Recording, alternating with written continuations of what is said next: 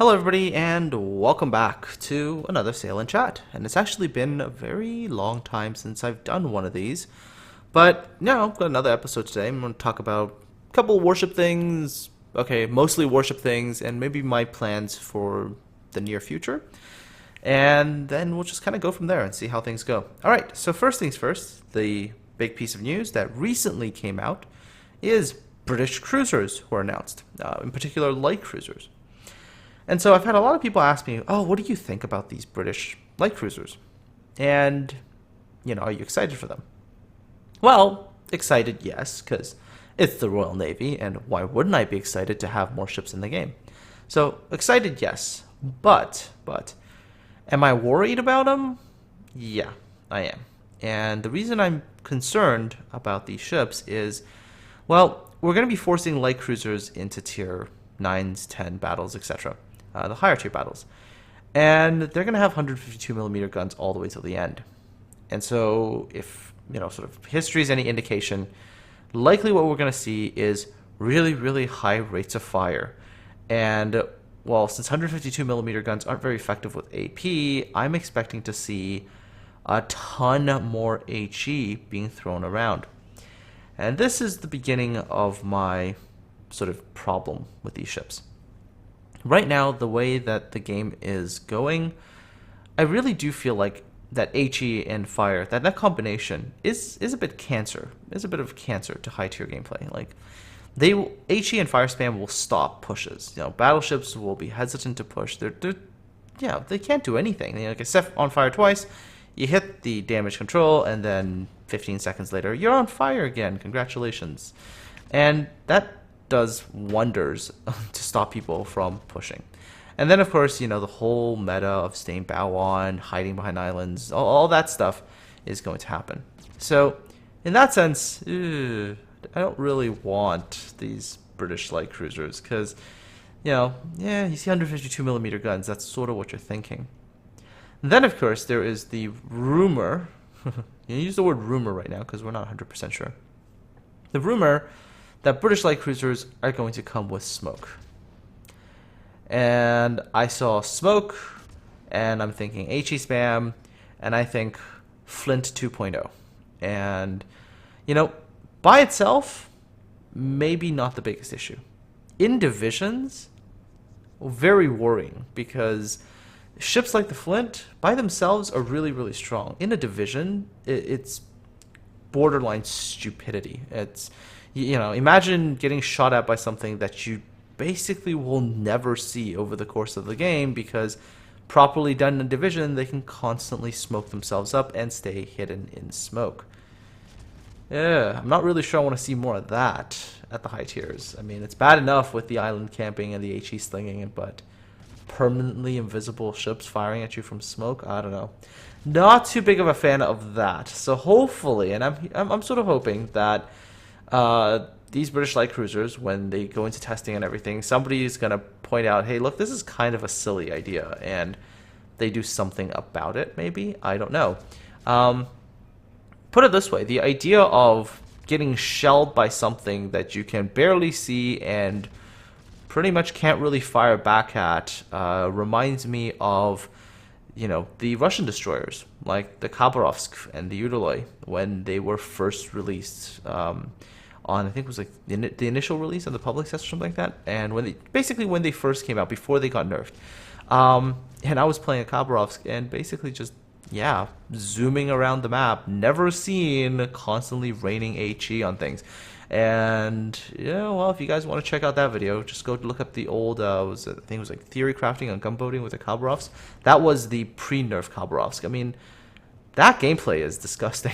Like, I did it, I showed it off to, show people what it was like, but, I did not support that. And luckily, we did get nerfs. I mean, Khabarovsk is still incredibly strong, but at least we didn't get that version of the Khabarovsk. We got the easier to spot, still hard to hit, but at least, you can spot them version. So hopefully we'll see some changes come around. The British cruisers don't become stupid. All right, so that's the major warships topic out of the way.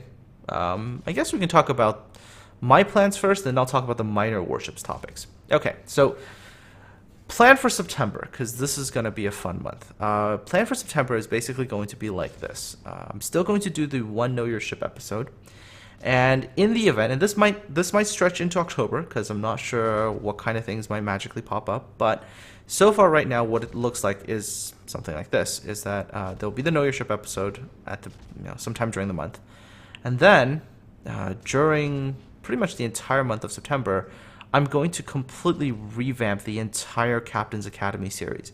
Now, those videos, some of them are still okay, some of them are just really out of date, and for me, I guess there's just, for me now, I feel like there's a better way for me to do those videos, and so what I'm thinking about now is basically to just, start almost from scratch and just redo everything. So in the next probably month and a half or so, maybe until sometime in October, you're going to see very, very frequent Captain's Academy videos where I just overhaul everything and update everything so it covers everything that is in game right now.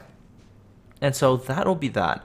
Of course, if there is any, I guess, premium ship releases or anything like that where I've got to do sort of like a review or anything like that, I will still do those. So you can expect those videos at least.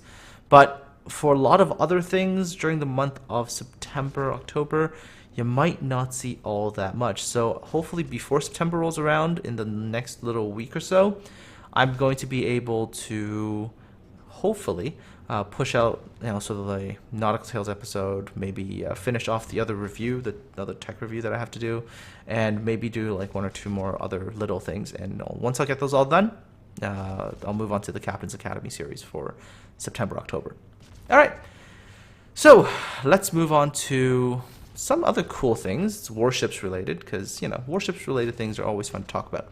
So at Gamescom, the developers, I think, they showed off a little bit of, I guess, little improvements they're making to the game. One of them that I really liked is they're going to make crews appear on the deck in port. So in port, in the future, hopefully, and I'm really actually, hoping this one goes through and they actually release it, is you'll see crews like coming out of your ship and like, standing at order and things like that. That's a really cool idea. I mean, like, imagine you just hanging out in your port view and you're seeing your crew like scrub the decks and stuff. That'd be really cool. The second thing, of course, is that they're going to implement loot boxes, and I can sort of see the reason why, because these days a lot of times we get rewards and it's not very obvious that we've gotten anything. Oh, like we got flags. Oh, okay. Okay. I seem to have 10 extra flags, or you just really like, it's not clear, right? And so they're going to implement these loot boxes, which you can open, and they'll show you what the reward is. Now, I'm hoping that's kind of where they are going with this loot box idea. Although, I'm just really hoping they don't go like full, like whatchamacallit, some of those other games where they do sort of a loot box where you roll for things, roll for goods, like gambling. I'm hoping they stay away from that, but I'm just hoping that the loot box is just a way to coolly visualize rewards and stuff that we got, and maybe some other goodies, but we'll see. Okay, and then of course there was the last thing to talk about, which is the interview that was done, and this is an article that Shipcomrade wrote. Now, for those of you who don't know, shipcomrade.com is a website that posts a lot of good things World of Warships related. They have a very, very, very dedicated writing staff. One of them, of course, being Little White Mouse, for those of you who know her from her forum reviews. She also writes on Shipcomrade, and most of her reviews actually come out on Shipcomrade, I think, first. I think. Don't quote me on this one, but it's a fantastic resource, and there's, of course, other people who write like historical articles there and everything. So definitely go check them out, shipcomrade.com. All right, so anyways, the interview. First thing about the interview that I looked at and it was like, was something about wargaming not unifying currencies. So, that's a very interesting little tidbit. Now, I'm still hoping, and I'll tell you why. I'm hoping that the reason they're not unifying, those supposedly currencies is that they're not going to unify credits and free experience. Which I'm totally okay with, because I don't want, first of all, I don't want somebody from World of Tanks just pop into warships and then boom, tier 10 and then not know how to play. That would be horrible. And second, of course, I can also understand things from the World of Tanks perspective, because they look at World of Warships and go, you guys make hundreds of thousands of credits, and a tank costs maybe only like 2 or 3 mil, or whatever the cost of a tank is in World of Tanks right now. That wouldn't be fair either, because we'd be playing a game, get tons of credits, and then just go over and buy tanks, and that's not fair either. So I can see if they don't want to unify credits or free experience. The problem, of course, is that they made it sound like they're not unifying gold either, and I'm a little salty about that, because way back in the day when I actually did play World of Tanks, and I was, actually buying things for World of Tanks, they were saying how everything will be unified, you can buy gold, and you can be confident that you can use it across all the games, and I thought, okay, well, eventually World of Warships will come out, and, I'll probably play it, and maybe the gold will transfer. I hope that they either unify gold eventually, and this was just a mistake, or they give people a way to transfer the gold somehow, because seriously speaking, I have like 41,000 gold sitting on a World of Tanks account that I haven't played in like 2 years. Well, here's hoping for the best, but I guess worst comes to worst, I can always just convert it all into premium time or something, which would be kind of horrifying. But anyways, let's see what happens there. Other interesting things that they talked about is Wargaming is not particularly happy with carriers. You think? You think? Carriers are in a really bad spot. I mean, Japanese one's sort of the exclusion, but US carriers are a mess. I mean, there's no proper balancing between nations. I don't understand what they're going on about half the time when they're making changes to things.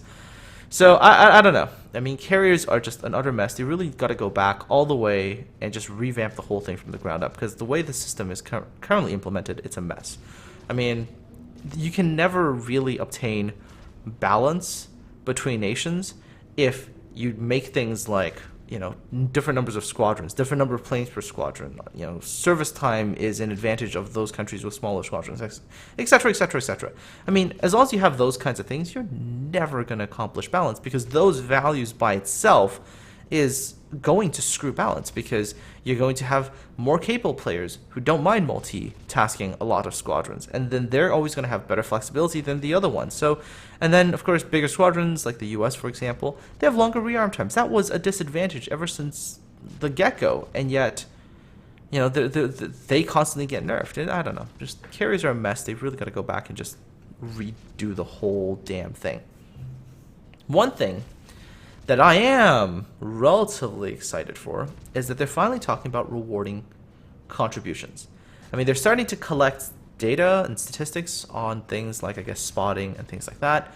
But in the long run, they want to reward contributions. And rewarding contributions, I think, is really important. Maybe destroyers might consider spotting. Maybe carriers would put more importance into spotting that pesky, annoying destroyer.